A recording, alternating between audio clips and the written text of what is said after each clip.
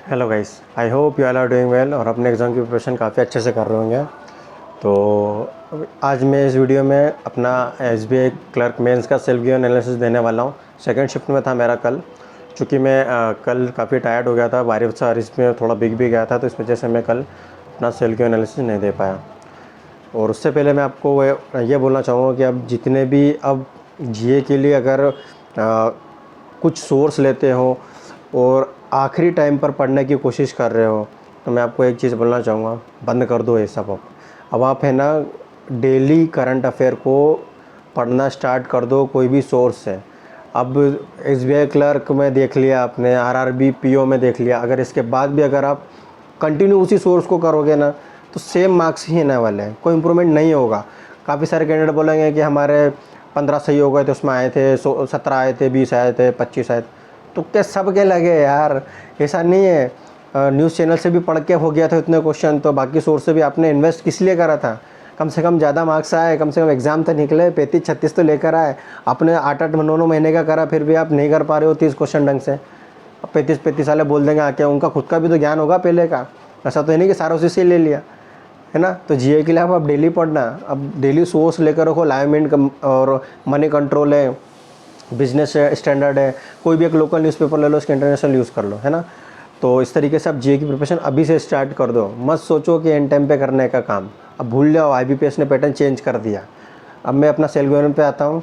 जीए का तो सेक्शन काफ़ी अनप्रिडिक्टेबल था, सभी को पता चल चुका होगा कि किस तरीके के क्वेश्चन आए थे, और इस तरीके के थे कि आप मतलब तुक्के भी मारोगे ना तो दो में फंस जाओगे। अधिकतर के आंसर आपको पता है, लेकिन फिर भी दो में फंसोगे, और अधिकतर आप गलत ही लगा के हो गए। इतनी भी श्योरिटी थी, इस तरीके से दिए हुए थे। तो ये था जीए का सेक्शन के रिलेटेड। आपको पता चल गया होगा कि जीए में क्या क्या आया था। एफपीओ के बारे में पूछा था कि कितने 10,000 है, agriculture investment fund 1 lakh crore, इस तरीके से क्वेश्चन थे। उसके बाद एक टी वाला क्वेश्चन था जो कि गलत मतलब वायरल हो रहा है।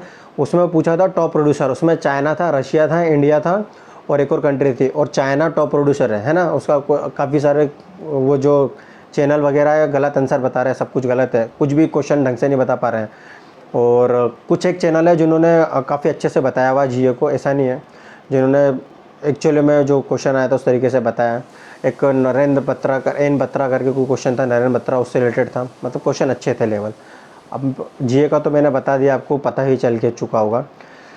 अब मैं बात करता हूँ इंग्लिश की। इंग्लिश काफ़ी इजी था, डूएबल था, प्रीलिम्स लाइक था, और मतलब कुछ कुछ क्वेश्चन थे। जैसे एक आरसी आया था जो थोड़ा लेंथी था, जिसमें आपको काफ़ी रीडिंग स्किल्स लग रही थी, और उसके 5-6 क्वेश्चन थे। उसके बाद बाकी तो जो सेंटेंस जॉइनर थे इजी थे, समझ आ रहे थे। अगर आपकी रीडिंग स्किल्स अच्छी होगी तो, इंग्लिश वीक होगा तो थोड़ी दिक्कत आई होगी। उसके बाद वर्ड स्वेपिंग ईजी थी, क्वेश्चन बन गए थे, 6-7 क्वेश्चन थे अप्रॉक्स। उसके बाद 3 आरसी थे, जैसा कि जिसमें से 2 इजी थे, डूएबल थे, मतलब एक काफ़ी इजी था 3 क्वेश्चन, दूसरा जो था थोड़ा मॉडरेट था, और जो तीसरा था वो मॉडरेट टू डिफ़िकल्ट साइड, मतलब इस तरीके से दिए हुए थे। और फिर उसके अलावा हाँ, एक बोल्ड वर्ड दे दिया था, उसमें 4 सेंटेंस थे, आपको बताना था कौन सा उसमें इनकरेक्ट है, जो मैच नहीं कर रहा। तो वो एक क्वेश्चन था, बन रहा था अगर आपकी रीडिंग स्किल्स अच्छी हो तो। एक आध 2 वर्ड होंगे जो आपको समझना आए होंगे, बाकी तो सब ईजी थे। और हाँ, बस इस तरीके से था। और पेरा जंबल था, एक 7 वो दे दिए थे सेंटेंस, उसको अरेंज करना था आपको, और वो क्लाइमेट के ऊपर था, ला नीनो के ऊपर, है ना। तो वो था, बन गया था इजीली, आपको कनेक्ट हो रहे थे, और एक सेंटेंस पहले से अरेंज किया हुआ था। ये जो था वो थर्ड सेंटेंस था, उसके 4-5 क्वेश्चन थे, 5 क्वेश्चन थे। उसके बाद एक और पेरा जंबल था जिसमें 4 क्वेश्चन दे दिए, नहीं 5 वो दे दिए थे सेंटेंस, और उसमें से एक अरेंज था, उसने बोल दिया था ये अरेंज है ऑलरेडी, और आपको बाकी को अरेंज करना था, और उसमें बताना था आंसर। और उसमें से एक एरर भी पूछ ली थी कि इसमें कौन से एरर है, और एक फिल इन द ब्लैंक। ऐसे 2 क्वेश्चन दिए थे, एक में 2 थे, एक में 3 क्वेश्चन थे शायद। तो इस तरीके का पूरा इंग्लिश का था। और मैथ्स की बात करूँ तो भाई ऐसा है कि 3 क्वेश्चन अप्रॉक्सीमेशन थे। उसके बाद आपको ढूंढना पड़ रहा था कि क्या करें और क्या ना करें, कि जो लेवल था ना वो तो माशाल्लाह ही लेवल था, क्या ही लेवल था वो तो केट लेवल का पेपर था भैया ये तो, पीओ से भी मतलब पीओ का लेवल ही लग रहा था मेरे को तो। और तो मैंने तो उसमें ना एक डे ढूंढ ही लिया था आखिर, जो मुझसे 4 क्वेश्चन बन गए थे, 3 उसमें बना दिए थे मैंने अप्रॉक्सीमेशन। उसके बाद फिर एक आध कोई और क्वेश्चन बना दिया था मैंने डीआई का जुगाड़ कर कुरा के इधर उधर से, तो 9 ही क्वेश्चन हुए मेरे से, तो भैया नहीं बना मेरे से, मैथ्स तो नहीं बना भाई, मैं अपना कमज़ोर पार्ट भी है तो नहीं बना। अब बात करते हैं रीजनिंग की, तो इंग्लिश में मेरा 31 है। अब मैं बात करूँ रीजनिंग की, तो रीजनिंग में भैया पजल्स जो थी ना, वो तो केट लेवल की थोड़ी समझ भी आती है, वो तो समझ में भी नहीं आ रही थी क्या मतलब क्या दे दी थी। पहले तो लगता है ईजी बन जाएगी बन जाएगी बन जाएगी, आखिरी में आओ तो भैया नहीं बन रही, छोड़ो। तो ऐसे में काफ़ी टाइम वेस्ट हुआ है, काफ़ी कैंडिडेट के साथ हुआ है, मैं अकेला नहीं हूँ, सबके साथ हुआ है। या सेकंड शिफ्ट का, फर्स्ट शिफ्ट का मेरे को पता नहीं ईजी था कि टफ था। उसके बाद फिर मैंने उसमें से एक पजल बना ली थी जो फ्रूट वाली थी, वो तो सभी की बनी होगी ऑलमोस्ट, 2-3 पॉसिबिलिटी में बन गई थी। उसके बाद कोडिंग डिकोडिंग दिए थे, बहुत ईजी थे, फर्स्ट और लास्ट मतलब इस तरीके से दिया था कि आपको बताना था, उसमें स्टेप वाइज दे रखी थी कि अगर फर्स्ट और लास्ट कॉन्सोनेंट है तो जो थर्ड लेटर होगा लास्ट से वो चिड़ी होगा, मतलब जो अपन गेम खेलते हैं ना ताश पत्ते वाला चिड़ी। उसके बाद अगर उसमें वो जो वोवेल दिया है तो अगर दो कंटिन्यूस वर्ड है, मतलब जो जैसे एक जैसे वर्ड है, जैसे एम है, तो उसमें जो वो दोनों वर्ड है वो रिप्लेस होंगे, मतलब इस तरीके से दिया हुआ था। इजी था, बन गया था एक क्वेश्चन तो मैं बना ही नहीं पाया क्योंकि स्क्रॉल करके देखना था, और वही गलती लोगों ने प्रीलिम्स में करी तो मैंने भी कर दी यहाँ, तो वो क्वेश्चन मेरे से एक छूट गया। उसके बाद सिलॉग्स थे, सिलॉग्स कोडिंग डिकोडिंग वाले थे कि परसेंटेज को सम ए और बी बोलते हैं, इसको ये बोलते हैं, और वो काफ़ी ऐसा पूरा भरा हुआ था।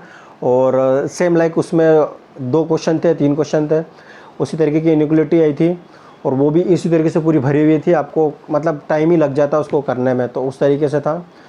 और तो ये था, और उसके अलावा और क्या क्वेश्चन, हाँ एक ब्लड रिलेशन था, ब्लड रिलेशन में मेरा 2 क्वेश्चन सही है, एक छोड़ दिया मैंने, 3 क्वेश्चंस थे, क्योंकि मैंने वो भूल गया था कि बी का भाई भी हो सकता है, क्योंकि कज़िन बोला था तो वो उसकी सिस्टर इन लॉ लग सकती है, तो इस कारण से शायद वो एक गलत हो सकता है, या तो शायद मैंने अटेम्प्ट भी नहीं करा, वो मेरे को याद नहीं आ रहा।